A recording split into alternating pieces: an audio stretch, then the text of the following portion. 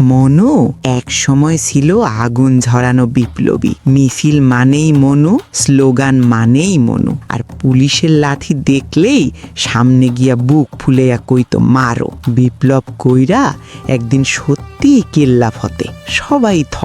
মনু এখন মন্ত্রী, গাড়ি, এসকট, লালবাতি সব সেট আপ ঝকঝকা। এই সময়ে হঠাৎ একদিন অফিসে কয়জন হমরা সমরা টাইপ লোক আইসা হাজির। গম্ভীর গলায় কইল, আমরা ডিপ স্টেট কইতাছি, তোমারে 10 বছর ক্ষমতায় থাকতে হইব। মনুর বুক ধকধক কইরা উঠল।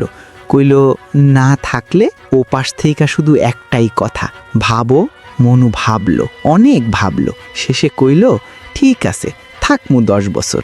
কিন্তু আসল ঝামেলা শুরু হইল রাস্তায় নামলেই। আগে মানুষ ফুল দিত, আর এখন দেয় বাঁশ। সামনে না, পেছন দিয়া।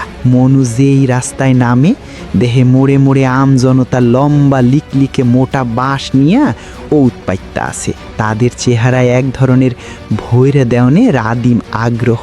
মনু দৌড়, পেছনে বিশাল জনতা, সবাই হাতে বাঁশ, যেন দেশের নতুন খেলা শুরু হইছে।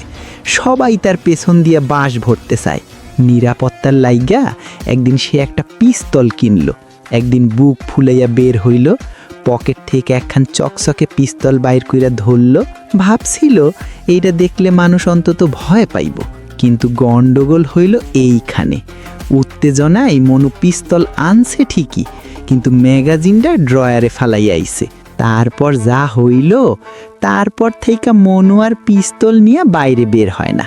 দিন যায়, রাত যায়, মনুর ঘুম উইরা যায়। বাইরে বাস, ভেতরে ডিপ স্টেট। শেষমেশ একদিন আয়নার সামনে দাঁড়াইয়া নিজেই কইল, এই রাজনীতি আমারে দিয়া হইব না। কিছুদিন পরে দেখা যায় বন্ধুরা কেউ এমপি, কেউ মন্ত্রী, আর মনু এখন রাস্তায় রাস্তায় কাওয়ালি গান গায়। লোকজন জড়ো হয় তার গান শুনার লইগা। কেউ দয়া কইরা 10-20 টাকা দিলে মনুর মুখে চওড়া হাসি ফুটে। ওই টাকা দিয়ে সে বিরিয়ানি খায় না, সোজা হার্ডওয়্যারের দোকানের পাশ থেকে 1 কৌটা ডেন্ডি কিনে বুক ভইরা টান দেয়। ডেন্ডির গন্ধে যখন মাথাটা একটু ঝিমঝিম করে, তখনই তার চোখের সামনে ভাইসা উঠে ওই রহস্যময় ডিপ স্টেট। আর কারো সাথে দেখা হইলেই তো কথাই নাই। ডেন্ডির নেশায় মাতাল হইয়া শুরু করে সেই একই গল্প।